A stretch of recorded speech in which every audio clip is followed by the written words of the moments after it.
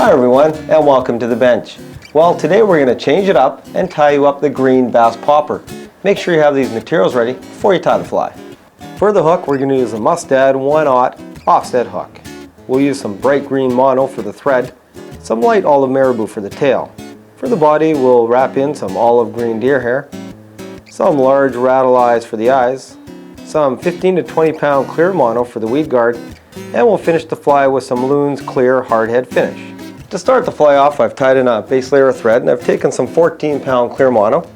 I'm going to tie it in just near the butt of the hook, and I'm actually going to wrap it right down, halfway down the bend in the hook, because I want a good base on this mono, and this is going to be our weed guard for later. I've now taken my thread and moved it back to the bend of the hook. I've taken quite a bit of my olive marabou, and we're going to tie in a short tail on the fly, and we'll just wrap it in good so the tail is about as long as the hook. I've taken some deer hair, removed the under fur from the top and actually stacked it. I'm going to tie in just a collar on this back tail, and I want about half the length of the tail at the back, so we're just going to tie in a small collar there and let the deer hair flare. I've now taken a large clump of deer hair, and what I'm going to do is spin it onto my body, spin it onto the hook to form a bit of the body. I'm going to push it back, stack it a bit, move my thread forward, and continue this process of spinning on the deer hair, stacking it back until I reach the offset in the hook, and this will form the body.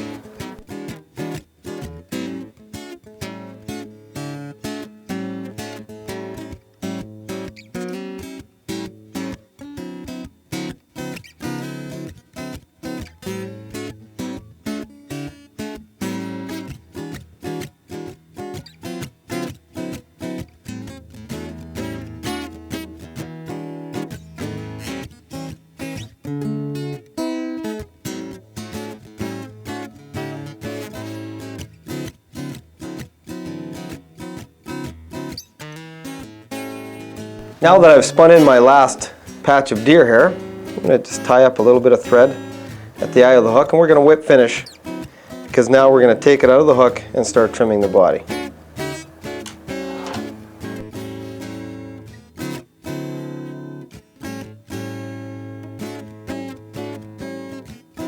So we'll take the hook out of the vise. Now we're going to need a good pair of scissors, really good pair of scissors, or a good razor blade also works. First of all, we're going to start cutting the bottom and trim the bottom nice and flat, as close as you can get to the hook without cutting anything important off. Now we'll just start trimming back towards the tail, and you want to taper the body so that it's fat near the head and really thin near the back towards the tail. You want it to taper right down into a nice little tapered back. And be careful when you get towards the back of the hook. You don't want to trim off too much of your collar you put in earlier. The main key here is to leave the front of the hook nice and bushy, nice and fat, to give it that popper profile. Now that I've finished trimming the body, I've put the hook back into the vise. I'm going to start my thread back at the eyelet of the hook, trim off our excess, and now we're going to take our clear mono that we had sitting off the back, and we're going to tie in our weed guard. And you want this to just swing back just around the hook and bring it up and tie it off to form the weed guard. To finish the fly off, we're going to whip finish our thread, cut off the excess. Now we're going to take some hard head finish. This Loon Outdoors makes this great hard head finish, and what we're going to do, take some hard head finish and just finish off our thread with a bit of hard head finish, and then bring it up over the front of the deer hair, just the very front, just to form a nice collar, a nice flat collar on the fly. And what this is going to do is give the fly that popper motion. It's going to have a real nice hard front to it and allow the fly to dive into the water and make a real good popping sound. Another optional component to this fly is to add some eyes. We have some large rattle eyes. What I'm going to do is just put some hard head finish on the eyes, and stick them onto your deer hair. And make sure they have a good coat of hard head finish so that they stick onto the deer hair.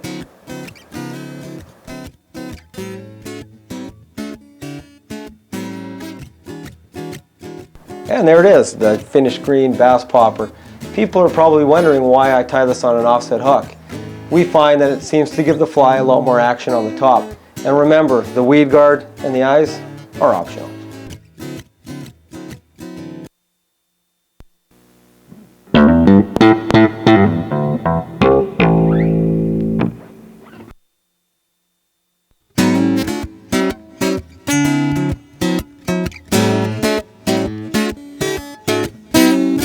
Hi everyone, and welcome to the bench. Well, today we're going to tie up a big pike fly, and it's called Big Head Black. And we also found with these patterns that they work really well in black or red. So make sure you have these materials ready before you tie the fly. We're going to tie the Big Head Black on a mustad 5/0 hook. We'll use some 3/0 black thread to tie with, some black